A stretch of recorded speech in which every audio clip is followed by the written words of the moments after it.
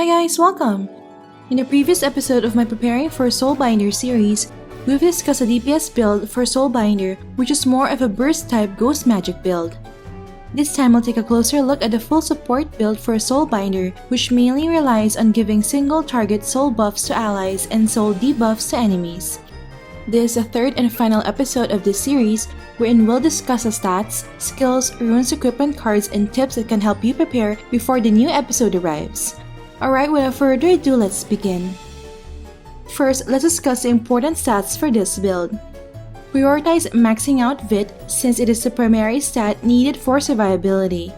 It increases your max HP, HP regen, and physical defense. The increase in max HP will also boost the HP recovery amount from your Kaina and Kaupe passive skills. It's equally important to boost Int since it increases max SP, SP regen, and magic defense. It also boosts the healing amount from the Soul Whisperer passive skill. Next, allot sufficient points on Dex for reducing the variable cast time or VCT of skills. Every 30 Dex reduces VCT by 1 second. The skill with the highest VCT is Soul Judgment with 8 seconds, so you need to ensure that you have enough Dex and VCT reduction to insta-cast this skill. As for your remaining points, you can allocate it on Luck, which is an important defensive stat in PvP as it boosts your crit res and reduces the headshot chance of gunslingers. Luck is also a factor in calculating the healing amount from the Soul Whisperer passive skill. So as a summary, these are the stats important for the support build. Other stats that are significant for improving survivability are skill and auto-attack damage reduction, physical and magic damage reduction, element, race, and size damage reduction, and resistance to abnormal status. In addition, healing increase and healing receive stats will affect the healing from the Soul Whisperer passive. A good balance of these attributes will ensure longer survivability for you and your teammates. Another important thing to note is that several skills of Soulbinders have fixed cast time and long cooldowns, which can become bothersome in battle. Thus, using items and buffs that reduce FCT, cooldown, and skill delay will be beneficial in your skill rotation. Up next, let's discuss the most important skills for this build. First, for the Oculus second job skill tree, prioritize putting points on the following skills.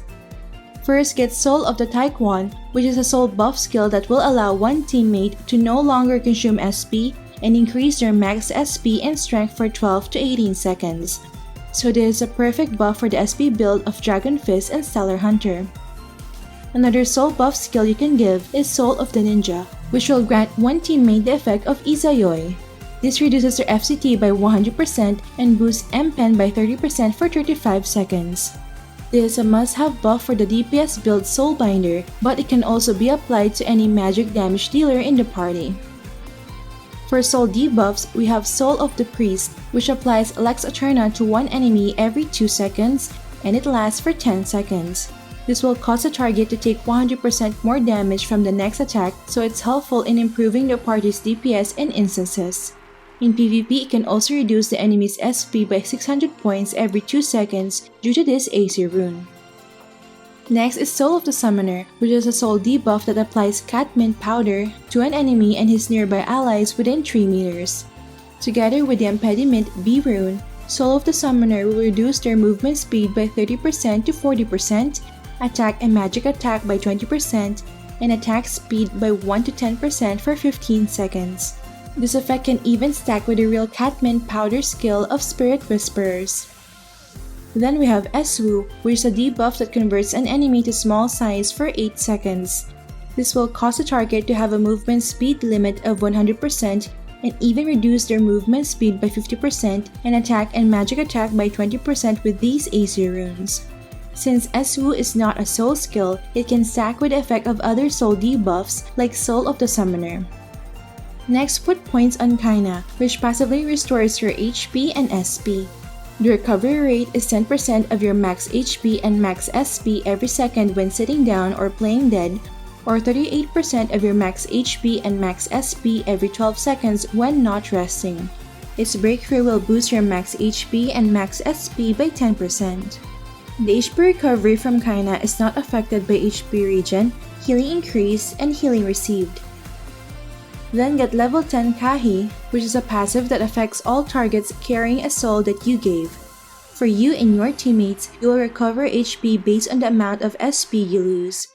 As an example, every time you or your ally casts a skill, you'll gain HP based on the amount of SP consumed. While for enemies, they will lose SP based on the amount of HP they lose, so when they receive damage, they will also lose some SP. After that, get level 5 Soul Gathering as a prerequisite for Soul Walker. And lastly, get Soul Walker, which is a utility buff that increases your movement speed by 50% to 80%, grants immunity to physical damage, and reduces magic damage received by up to 30% for 5 seconds, together with the Underworld Roamer S rune. This skill consumes all your SP when used, so it's a must to activate the rune's third line effect, which restores all your SP after 1 second. It's an important defensive buff for soulbinders when engaging or escaping, so you need to utilize this skill with proper timing. Up next, for the Channeler third job, the most important skills to get are as follows. First, get Soul of the Wizard, which is a defensive soul buff that will grant one teammate the effect of White Barrier. This will protect your teammate from all damage except ghost damage, but reduces their movement speed by 50% for 5 seconds. And with the White Wall Guardian S rune, Soul of the Wizard will grant up to 50% ghost element reduction, can reduce the movement speed penalty up to 0, and increase the duration from 5 to 8 seconds. So getting the third line is a must for the support build. Next, get the Soul Whisper passive skill, which reduces your VCT by 10% to 20% with runes. Another effect is it passively heals all friendly units carrying a soul you've given whenever you use a skill. The amount of HP restored is primarily based on the sum of your int and luck stats, and it can be boosted with these runes and by building healing increase and healing receive stats. Next is the Soul Reaping Ceremony, which is a party buff that boosts you and your teammates' damage to large or small size targets and to demi-human, brute, fish, or dragon race targets. Thus, this buff is useful in both PvE and PvP. The Soul Hunting Knight A rune can reduce its FCT from 1 second to 0.5 seconds and increase its duration from 60 to 80 seconds. Then for soul debuffs, get the Soul of the Crusader, which forces one enemy to sit down for 1 second every 3 seconds. It lasts for 15 seconds, so the enemy will be disrupted 5 times. This is a strong crowd control skill since there's no resistance to sitting down, and the enemy will be forced to stop all actions every 3 seconds. Another useful soul debuff is Soul of the Rogue, which strips the enemy's weapon and headgear every second, which lasts for 5 seconds. And with the Legerdemain S rune, the strip chance will increase from 10 to 20%, and the strip duration will increase from 5 to 10 seconds. If the third line is active, it can also strip the targets offhand. Next, we have the Mind Erosion Soul debuff passive that applies to all enemy targets carrying a soul you've given. Together with the Thought Corruption S rune, the targets will have less 15% max HP, less 50% healing received, less 1% to 20% abnormal status resist, and 0.1 to 5 seconds higher VCT. The third line effect is useful for hybrid support DPS build as it will apply Mind Erosion for 3 seconds while attacking enemies. Then get Eske, which is a debuff that converts an enemy to large size for 10 to 13 seconds with AC rune. This will increase the target's PDI but reduce their physical and magic damage reduction by 20% and physical attack by 15% with the related Class A rune. This cannot be used on MVPs, so it's only useful in PvP. Lastly, we have the Kaupe passive skill for survivability. With these runes activated, Kaupe will boost your flee by 50 to 70, chance to dodge magic damage by 15%, and crit rest by up to 10. In addition, if you successfully dodge an attack, you will recover 20% of your lost HP. Although increasing agi may be beneficial for Kaupe's passive healing, I think it's still better to stack int, vit, dex, and luck for full support since most players already know how to counter flee build. Once you've changed into the Soulbinder 4th job, you can prioritize allocating your time quicksand on the following skills. First is Soul of the Blacksmith, which is a soul buff that grants 25% physical attack for 150 seconds, so you should give this offensive soul buff to a physical damage dealer. Next, get a Soul Cycle passive skill, which allows a soul you've given to return to the target after the soul's duration expires. There's a 15% chance for this passive to proc, and it's applicable for both enemies and teammates. Then we have Kaizel, which is a passive applied to allies carrying a soul you've given, wherein they will be automatically resurrected upon death, restoring half of their HP and SP. And with this enhancement skill, allies resurrected by Kaizel will gain the effect of Kiri Eleison that can withstand 99 times for 5 seconds. As you may notice, all healing and resurrection skills of Soulbinders are applied passively to allies when they are carrying a soul you've given, so you really need to ensure that your allies are given a soul for them to be healed or revived. Next, put points on Spiritual Vision and its enhancement skill, which is a self-buff that lets you see hidden enemies for 18 seconds, so you may opt not to inlay a Horan Star card in your accessory. After that, get Mass Hysteria, which is a crowd control skill that inflicts fear status to nearby enemies for 3 seconds. With this enhancement skill, targets which resisted fear will have their physical and magic damage bonus reduced by 30%. Next, we have Withered Curse and its enhancement skill, which is an AoE debuff that curses all enemies within 5 meters, lasting for 14 seconds. The curse will make the enemies lose 1.3% of their max HP per second and will prevent them from being resurrected. So spamming this to enemies in GVG will be really helpful. Then get Heart of Darkness, which is a single target debuff that makes all AoE damage skills casted by the enemy target deal damage to their allies instead. With this star rune, the damage to their allies can range from 30% to 50% and has up to 30% chance to fear nearby allies. If the third line is active, casting AoE skills will deal damage to the enemy targets as well. After that, get Soul Judgment, which is another single target debuff skill. It extracts the soul of an enemy target and the soul will be fixed in the current position for 10 seconds. Then every time the soul receives damage, 40% of the damage will be transferred to the body. With this enhancement skills, its cooldown is reduced from 30 to 26 seconds and the soul will receive 30% more damage from demi-human race. Getting this star rune will increase the damage transferred to the body from 40% to up to 70%. And if the third line is active, the extracted soul cannot be killed, which will be vital in GVG to kill slippery enemies attempting to tap the Imperium. Next, we have the Spirit of Forgiveness passive skill, which synergizes with Soul Judgment. It carries over 50% of the damage you receive to the extracted spirit body. However, this damage will not be passed to the original body anymore.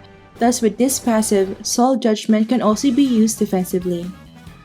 And lastly, we have Heartlock, which is an AoE debuff that pauses the cooldown of the enemy's skill that are still in cooldown for 10 seconds. This will make it challenging for enemies to manage their skill rotations. Lastly, we have several important skills which can only be obtained from runes. First is Unreal, which can be obtained from Aesir Monument runes. This is a debuff that forbids one enemy from doing auto attacks and reduces his MDef by 100% for 8 seconds. So in PvP, it's a good counter against AA Rune Masters and SP Stellar Hunters. While in PvE, you can apply the MDef reduction effect to boss monsters, which will aid magic damage dealers in your party. Next is the Soul of the Night, which is also from Aesir Monument. This is a defensive soul buff that grants one teammate the effect of Heart of Steel and endure for 5 seconds, which means that their physical and magic damage received will be reduced by 90% and they will not flinch. You can use this to protect your ally after Soul of the Wizard expires. Another rune skill is Soul of the Sage, which can be obtained from the Adversary of Magic S rune. This soul buff can only be applied to self when you'll be under the effect of Earth Field for 5 to 10 seconds. This prevents ground AoE skills and at the same time increases the chance of magic flee by 1 to 20%. If the third line effect is active, it will constantly apply the effect of Remove buff to yourself, which removes all debuffs and grants immunity to debuff effects. Since this is the only soul buff that can be applied to self, you need to use this wisely to synergize with the healing from Kahi and Soul Whisper passive. And lastly, we have Soul Link, which can be obtained from the Life Link S rune. Upon use, all teammates within 6 meters will be linked together so that all damage will be spread evenly for 5 to 15 seconds. They will also recover 0.1 to 3% of their max HP per second while it's active. And if the third line is active, the effect will also spread to yourself. It's a double-edged sword since spreading damage is not affected by your own reductions. As an example, if 3 members are linked and one squishy DPS received 1 million physical damage, each member will receive 333k physical damage even if the other members are tanky and have high damage reduction. Up next, let us go to the most important runes to get. For Acer Monument, here's the summary of the runes that you should prioritize for improving survivability and skill utilization.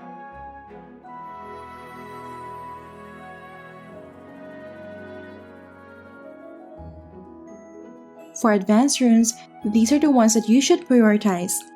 First is the Adversary of Magic S rune, which unlocks the skill Soul of the Sage.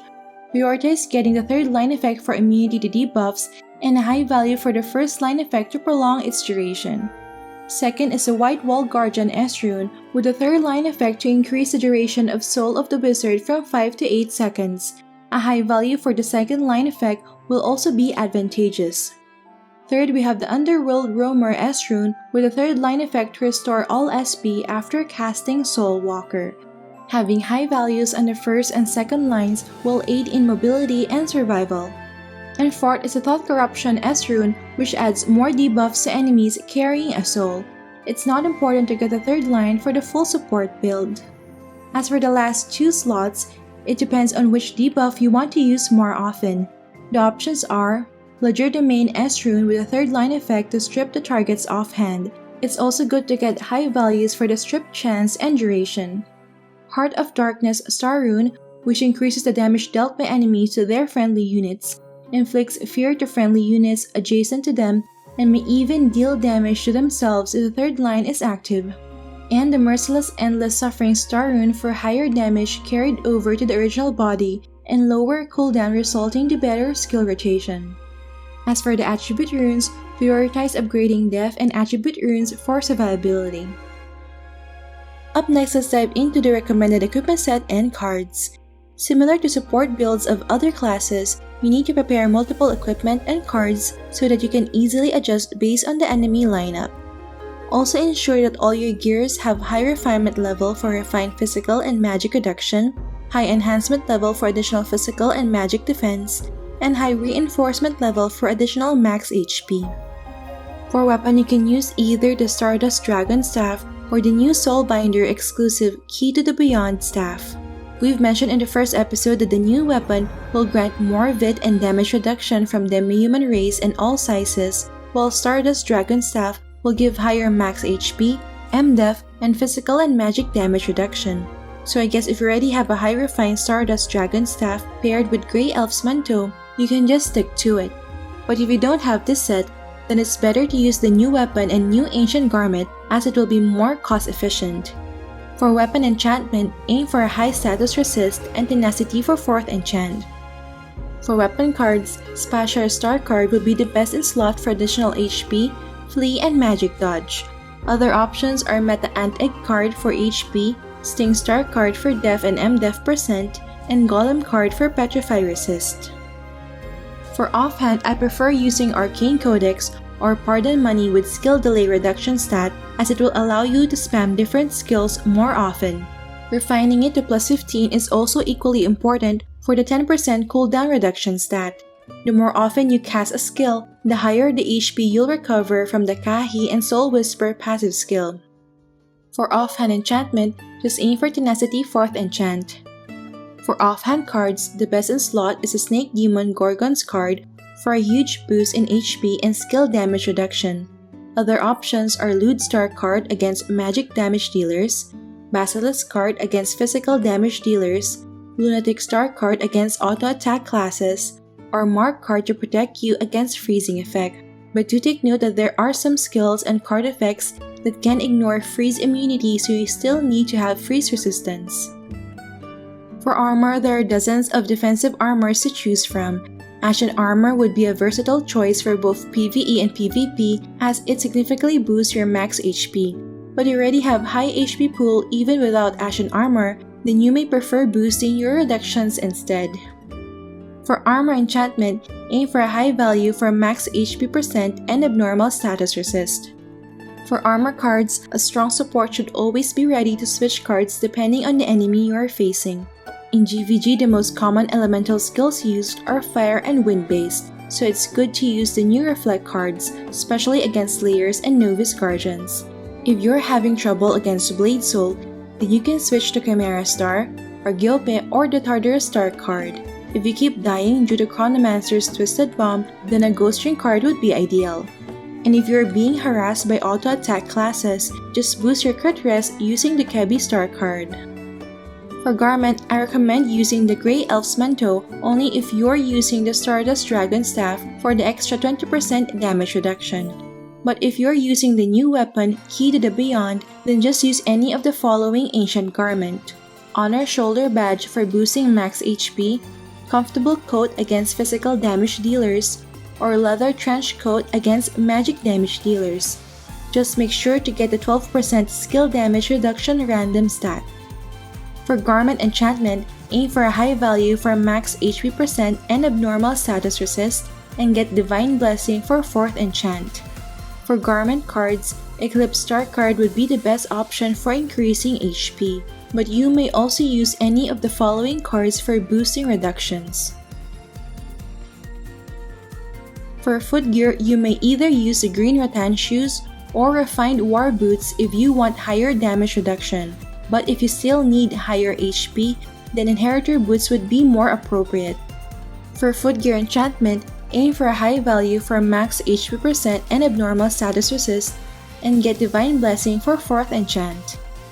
For footgear cards, you may use any of the following cards, with Edgar Star card being the best in slot as it prevents you from flinching.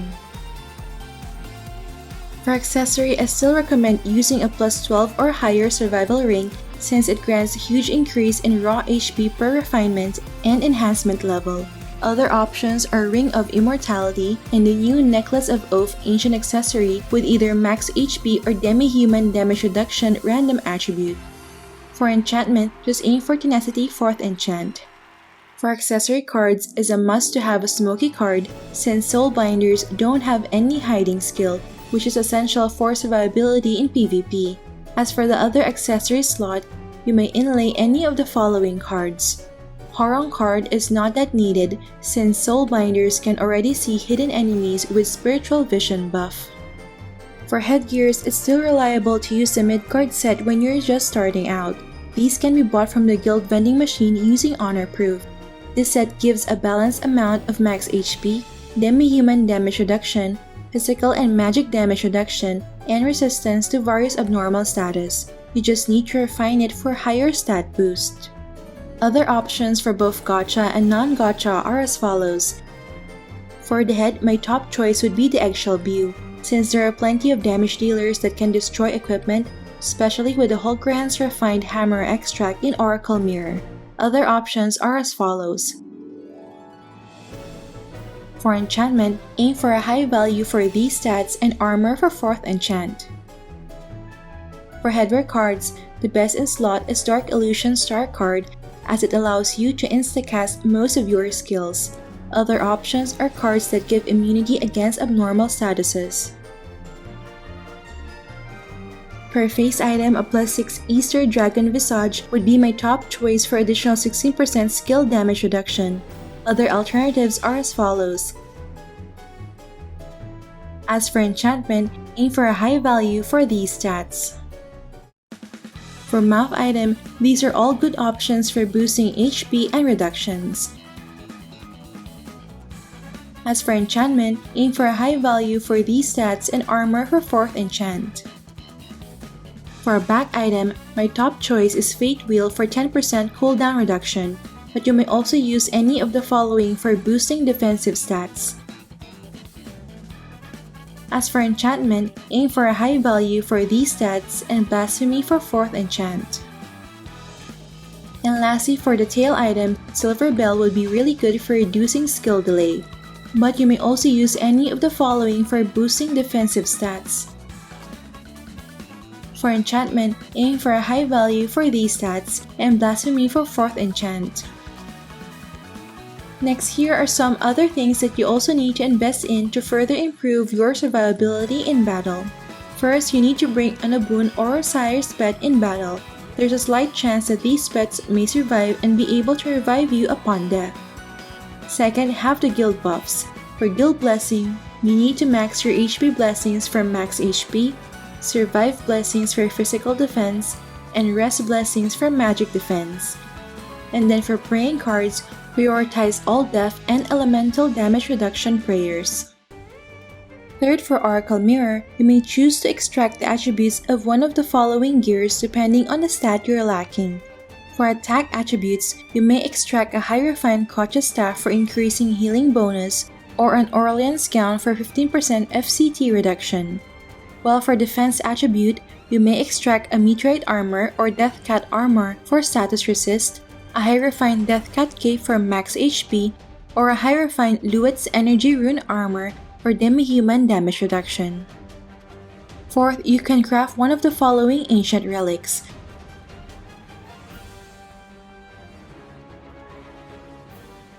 Fifth, unlocking the following multi-job classes will grant bonus attributes. And 6, invest in lots of max HP, Def and MDef unlock and deposit rewards in your adventure handbook. Lastly, let's discuss the general battle preparation and skill setup. Before the battle, you can consume the following food buffs and alloys which will improve your survivability. The general skill rotation is to buff yourself first with the following skills. Soul Reaping Ceremony for increasing the party's damage to certain sizes and races, and Spiritual Vision for seeing hidden enemies. Then you can buff your allies using the following soul skills. Soul of the Taekwon for boosting SP and removing SP cost of Dragon Fist and SP Stellar Hunter. Soul of the Ninja for boosting FCT and MPen of magic damage dealers. And Soul of the Blacksmith for boosting attack percent of physical damage dealers. Then apply debuffs to the enemy with the following skills. For PvE, you can cast Unreal for reducing the target's MDef and Soul of the Priest for applying Lex Eterna. While for PvP, there are lots of debuffs you can use. Single target debuff skills include Soul of the Crusader to force an enemy to sit down, Soul of the Summoner to reduce the enemy's movement speed, attack, and magic attack, Soul of the Rogue to strip the enemy's weapon, armor, and offhand, Eswu to limit the enemy's movement speed to 100%, Esca to reduce the enemy's physical and magic damage reduction, Heart of Darkness to make the enemy deal AoE damage to themselves and their friendly units, Soul Judgment to extract the spirit body of a slippery enemy, and Unreal to forbid enemy from doing auto attacks and reduce their MDef. You can also use AoE debuffs like Mass Hysteria for inflicting fear or reducing the enemy's damage, Heartlock for pausing the enemy's skill cooldown, and Withered Curse to prevent enemies from being resurrected and to trigger HP loss. For survivability, you can cast the following skills. If your ally needs protection, you may cast Soul of the Wizard for White Barrier effect, or Soul of the Knight for Heart of Steel and Endure effects. If you need protection for yourself, you may cast Soul of the Sage for protection against AoE damage and debuffs, Soul Walker for a 5-second immunity to physical damage and for boosting movement speed, or Soul Judgment to transfer some of the damage you receive to the extracted spirit body due to Spirit of Forgiveness passive. Once you're in a safe position, you can restore HP and SP per second by sitting down or playing dead due to Kaina passive. And lastly, take note of the following skills that can passively trigger HP recovery and healing.